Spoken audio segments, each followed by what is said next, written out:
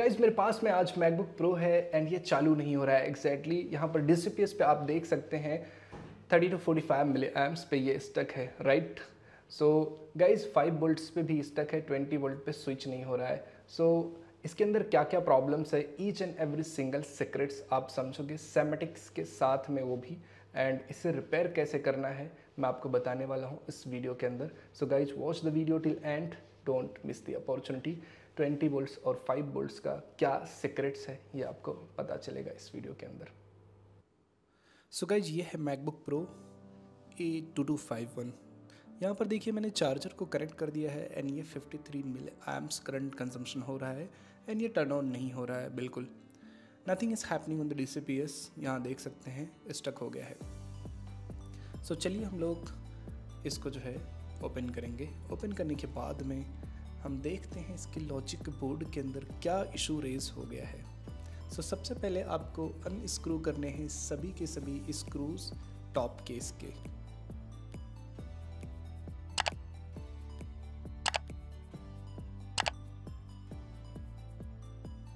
So top case के सभी आप अनस्क्रू कर लीजिए एंड देन उसके बाद में लेटर ऑन आपको लॉजिक बोर्ड के अंदर जो स्क्रूज लगे हुए हैं उस स्क्रूज को खोलना होगा।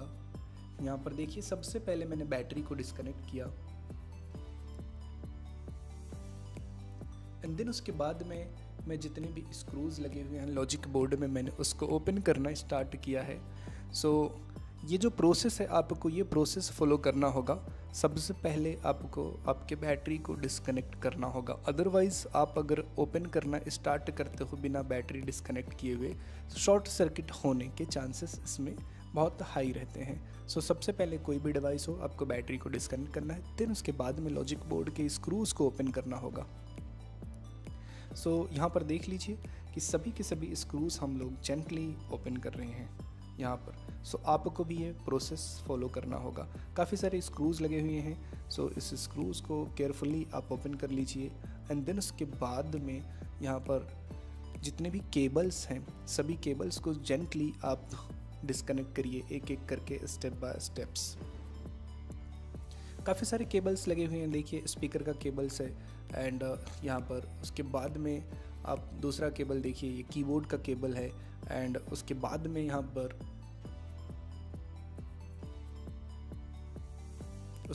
यहाँ पर देखिए फ़ैन वगैरह के हैं उसको आपको डिस्कनेक्ट करना है एंड देन उसके बाद में यहाँ पर ट्रैक पैड का है यहाँ पर, फिर उसके बाद में कीबोर्ड LED का है एंड फिर उसके बाद में स्पीकर्स के हैं। ये सब आपको जेंटली एक एक करके रिमूव करना होगा। माइक्रोफोन का है उसके अंदर, so every single things just remove gently. Touch bar का है, सभी के सभी आप केबल को डिस्कनेक्ट कर दीजिए जेंटली एंड देन उसके बाद में लॉजिक बोर्ड देखिए किस तरीके से हमने टेकआउट किया है उसी तरीके से आप उसको निकाल लीजिए जेंटली, ठीक है। Now it's time to debug. चलिए देखते हैं इसमें कोई शॉर्ट सर्किट वगैरह है क्या इस लॉजिक बोर्ड के अंदर। सो टॉप केस को आप जनरली साइड में रख दीजिए एंड देन उसके बाद में यहाँ पर चलिए हम प्रोसेस को स्टार्ट करते हैं। देखिए इस प्रोसेस को स्टार्ट करने के लिए हमें एक मल्टीमीटर्स की रिक्वायरमेंट है। मल्टीमीटर्स को हमने डायोड मोड में रखा हुआ है। यहाँ पर हम देख रहे हैं यहाँ पर किसी भी तरीके की शॉर्टिंग्स हमें नहीं दिख रही है। बोर्ड तो बिल्कुल ही नॉर्मल दिख रहा है, कहीं पर शॉर्टिंग्स नहीं नज़र आ रही है। सो हमने PP बस चेक कर लिया, हमने PP3V3 S5 चेक कर लिया, PP3V3 S3 चेक कर लिया, हमने PP2V5 हमने NAND का चेक कर लिया, हमने काफ़ी सारे TPs हैं जो पावर IC के उसको चेक कर लिया है, but still there is nothing. कोई शॉर्ट नहीं है इस लॉजिक बोर्ड में। So now it's time to connect the DCPS cable. So now it's time to connect the charger and check the voltage. देखिए यहाँ पर 3 वोल्ट्स भी परसेंट्स नहीं है, 5 वोल्ट्स भी परसेंट्स नहीं है। अब इस समय हम लोग PP बस को चेक करेंगे। सो PP बस भी परसेंट नहीं है guys, nothing is percents, so what could be the wrong? This is one of the mystery, right? So अब मैं आपको सेमेटिक्स के अंदर एवरी सिंगल थिंग्स बताने वाला हूँ किस तरीके से क्या क्या चीज़ें चेक करना है और इस लॉजिक बोर्ड के अंदर क्या प्रॉब्लम हो सकता है। Just follow the schematics and you will know each and every steps. So चलिए हम शुरू करते हैं सेमेटिक्स को। सबसे पहले इसका बोर्ड भी ओपन करेंगे एंड देखते हैं। सो गाइज, ये जो मैकबुक प्रो है A2251, इसका PP बस जनरेट नहीं हो रहा है, तो इसका क्या रीज़न्स है चलिए हम लोग सेमेटिक्स में देखते हैं। यहाँ पर है मेरा बोर्ड व्यू का सॉफ्टवेयर एंड ये देखिए इसका जो यहाँ पर फ्यूज़ है F7000, इसके ऊपर मैंने चेक किया तो there was no power and even although यहाँ पर भी कोई पावर्स नहीं है। सो अगर इसका PP बस नहीं बन रहा है तो कोई भी वोल्टेज इसका बनेगा नहीं। रीज़न ऐसा है कि इसका जो G3H हॉट का सर्किट जो होता है वो भी वहीं से ही बनता है। सो चलिए शुरू करते हैं, आगे देखते हैं ये किस तरीके से काम करता है, ये ना होने की वजह से क्या क्या चीज़ें नहीं बनेगी। सो सबसे पहले हमें जाना होगा चार्जिंग आईसी के पास में। सो चार्जिंग आईसी के पास में यहाँ हम लोग देख सकते हैं कि एक है आपका बक सर्किट, दूसरा है बूस्ट सर्किट। सो बक वर्सेस बूस्ट। सो सबसे पहले यहाँ पर 5 वोल्ट्स जो आपके चार्जर से आउट होता है एंड देन उसके बाद में 5 वोल्ट के बेस पर ये जो चार्जिंग आईसी है, ये चार्जिंग आईसी टर्न ऑन होती है। एंड यहाँ पर देखिए दो चीज़ें हैं, एक है आपका ये बूस्ट वाला सर्किट, ये वाला, एंड ये बक वाला circuit. So buck and boost के अंदर क्या होता है एग्जैक्टली मैं आपको बताता हूँ। सो यहाँ से जो है ये जो सर्किट है आपका बक वाला, बेसिकली ये किस तरीके से काम करेगा 5 वोल्ट पे। सो ये बहुत ही ज़रूरी है यहाँ पर समझना आपको। ये देखिए ये जो इसका गेट है, बेसिकली ये गेट इसका अनेबल हो जाएगा एंड इसका गेट अनेबल होने के बाद में यहाँ पर जो है इसका पावर जो है आउटपुट होगा। ये देखिए ये यहाँ से इसका गेट अनेबल हुआ, यहाँ से इसका पावर आउट हुआ एंड देन उसके बाद में यहाँ पर 5 वोल्ट्स आपका परसेंट्स हो जाएगा। So 5V was present here and यहाँ पर कोई स्विचिंग नहीं था, right. So because of that's यहाँ पर 12 वोल्ट्स परसेंट्स नहीं था ये फ्यूज़ पर आपके। एंड यहाँ पर 5V अगर परसेंट्स है और ये साइड में स्विचिंग्स नहीं हो रहा है तो क्या प्रॉब्लम्स हो जाएगा।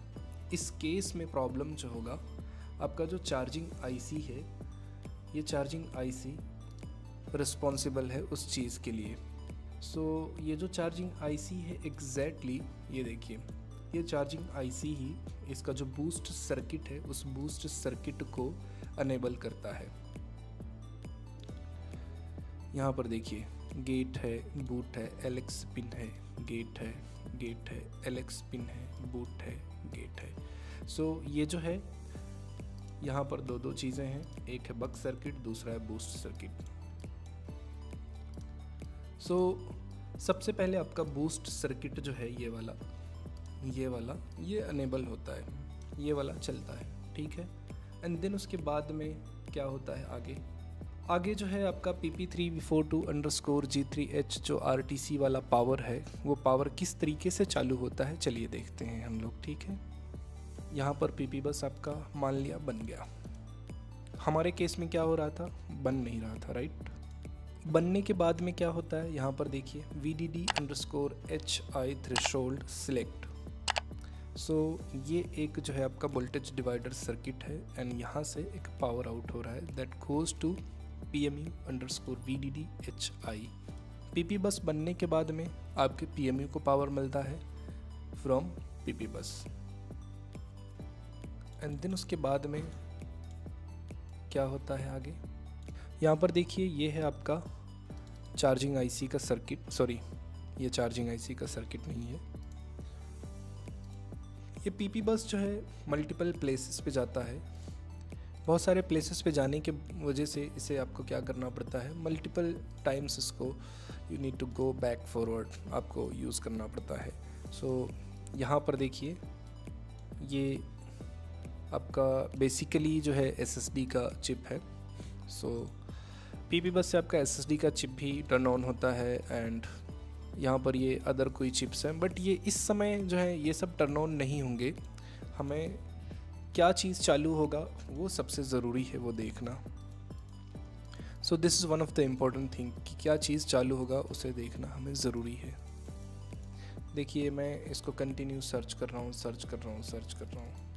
सो क्या हो रहा है, ये सभी जगह पे जा रहा है एग्जैक्टली एंड देन उसके बाद में पीछे आ गया। सो इन केस अगर देखिए क्या है, अगर इस तरीके से हो रहा है एंड सो आपको बेसिकली एक एक चीज़ें पता होनी चाहिए कि कब क्या चालू होगा, कैसे चालू होगा। ये एक मिस्टीरियस क्वेश्चंस होता है, ठीक है, एंड यही रिपेयरिंग के लिए बहुत ज़्यादा ज़रूरी होता है। सो यहाँ पर क्या करूँगा मैं, यहाँ पर देखिए अनेबल सिग्नल है। सो अनेबल सिग्नल को मैं फॉलो करके मैं आगे बढ़ूँगा, ठीक है। ये अनेबल सिग्नल को मैं फॉलो कर रहा हूँ एंड देन उसके बाद में मैं कंटिन्यू कर रहा हूँ। सो यहाँ आप देख सकते हैं कि ये जो है बेसिकली यहाँ पर पावर परसेंट्स हो रहा है। अब इसे फॉलो आप करोगे, इसे फॉलो करके यहाँ पर आओगे आप। यहाँ पर देखिए एक करंट सेंस रजिस्टर्स जो होता है वो लगा हुआ है एंड करंट सेंस रजिस्टर्स के थ्रू ये जो पावर है ये पास हो रहा है। एंड मीनवाइल आपका जो यहाँ पर करंट सेंस मॉनिटर जो किया जा रहा है ये आपके आईसी के थ्रू किया जा रहा है। सो ये कौन सी आईसी रोल प्ले करती है, दैट इज़ रियली इम्पोर्टेंट। यहाँ पर देखिए करंट सेंस की एक आईसी है, ये रोल प्ले करती है, बट ये कब चालू होगी ये भी जानना आपको बहुत ज़रूरी है। एंड ये किससे कम्युनिकेट करती है ये भी जानना ज़रूरी है। सो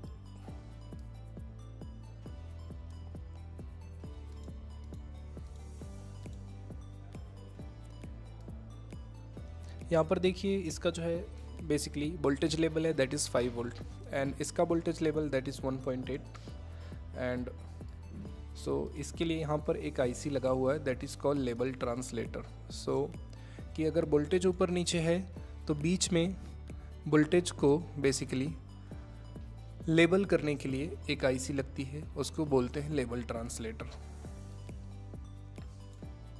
सो ये जो I2C है इट्स कंट्रोल्ड बाय T2। सो यहाँ पर अभी T2 का कोई रोल प्ले नहीं हो रहा है एग्जैक्टली। सो ये बाद में ही चालू होता है जब आपका RTC का वोल्टेज टर्न ऑन हो जाता है एंड देन उसके बाद में इसके करंट को मॉनिटर किया जाता है।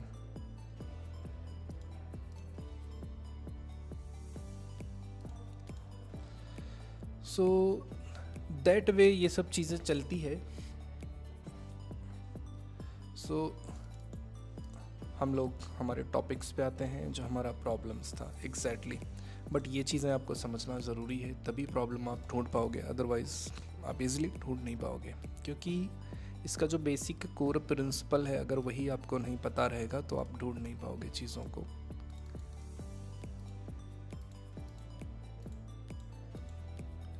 अब ये जो है ये चिप क्या करती है, ये देखिए यहाँ पर ये चिप से आउट होता है V out is equal to 3.384।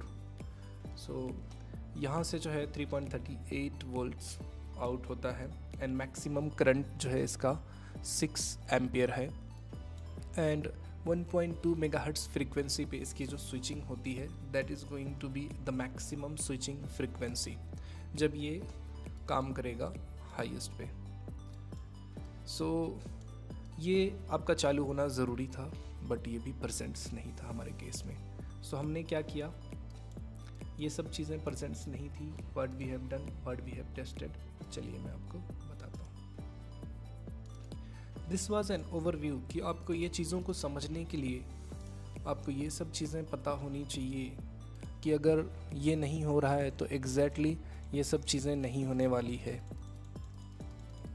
Again we need to find out the charging IC.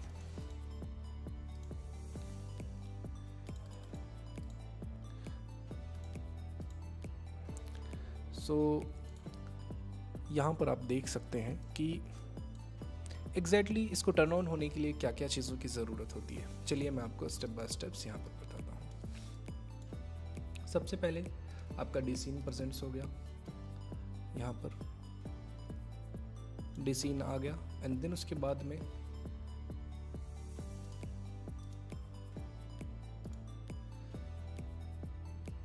यहाँ पर 2 करंट सेंस रजिस्टर लगे हुए हैं।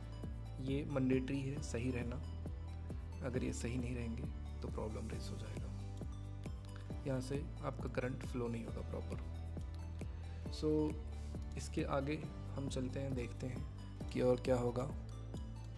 यहाँ पर देखिए ऑक्स डिटेक्ट का एक रजिस्टर लगा, सॉरी यहाँ पर ऑक्स डिटेक्ट का एक पिन है। सो यहाँ पर देखिए आप ऑक्स डिटेक्ट का एक पिन है, दैट इज़ रियली इम्पोर्टेंट। अगर ये ऊपर वाला रजिस्टर ख़राब हो गया है, ऊपर वाला, तो फिर भी ये काम नहीं करेगा। सो ये चीज़ें आपको चेक करना ज़रूरी है। इन केस नीचे वाला resistor if it's short to ground तो भी ये काम करेगा नहीं। अगर इसकी वैल्यू थोड़ा बहुत ऊपर नीचे हो गई है तो भी ये काम करने में प्रॉब्लम करेगा। सो ये आपको ये चीज़ें आपको देखना है यहाँ पर। सो ये चीज़ें आप केयरफुली देखिए एंड उसके बाद में आपको क्या करना है आगे। यहाँ पर देखिए चार्जिंग आईसी के लिए कुछ पावर की रिक्वायरमेंट्स होती है, that is VDD-P and VDD-A।